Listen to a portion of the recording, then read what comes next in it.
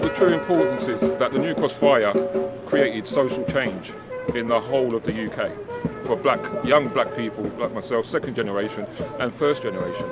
So it affected so many people on a national basis. So this is why we have to remember it and never forget it, because it's something that the institutions like to do for our history and push it under the carpet all the time. But this is not going to happen. As long as I'm in charge of the OGYG and the New Cross Fire Foundation, the remembrance of those kids that died, for me, is my prime aim to make things happen. So that's where I am. Although we are respecting and paying a tribute to those that lost their lives, our friends, we still need to remember the survivors as well, that are still walking and are present. So this is part of the education work that we're trying to put together. So when we worked with BSix college, we looked at 4 areas. So we looked at culture, we looked at citizenship, we looked at equality, and we looked at justice. This was a party, this was a fun place to be, and this happened, and it's just devastating. And I know it's remained devastating for the people, not only who are gathered here today, but who couldn't be here today, and who are still suffering and grieving. And I really want to think of them.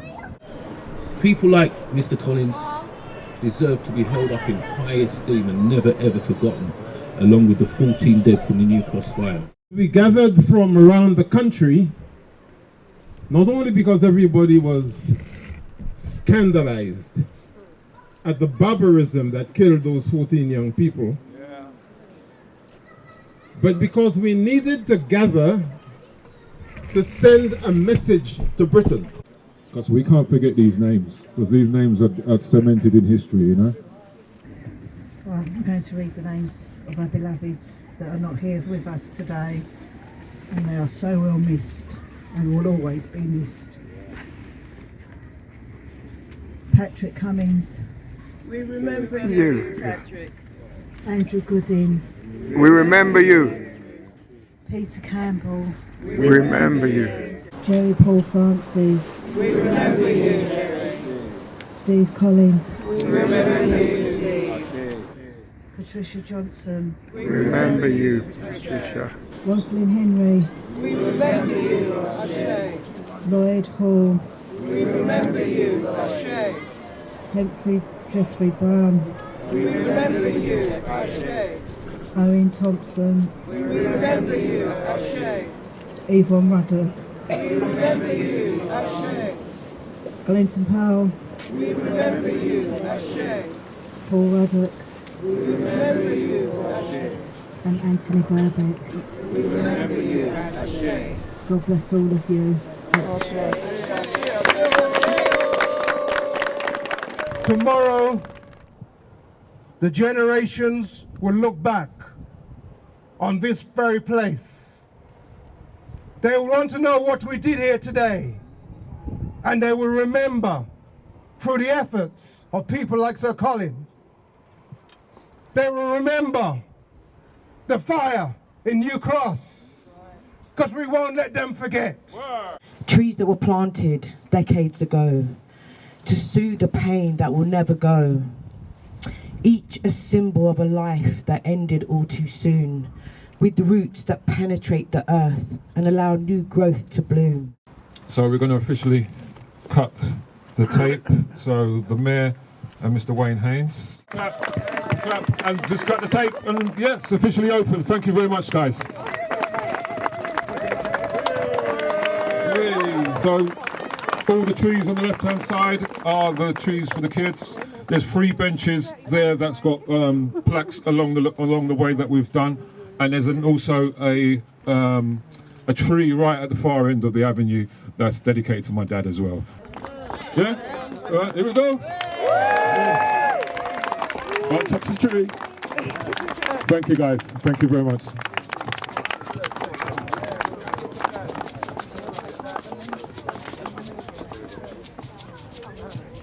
Well, it's important just to carry on the, I suppose it would be legacy of Dad and the actions and involvement he's had in this local community. It was really, really important for me to be here today to mark the refurbishment, the renewal of this avenue of trees who remember the 14 young people that died in the New Cross fire. Today, in honouring Mr. Collins and the 14 dead of the New Cross fire, it shows that we're moving forward.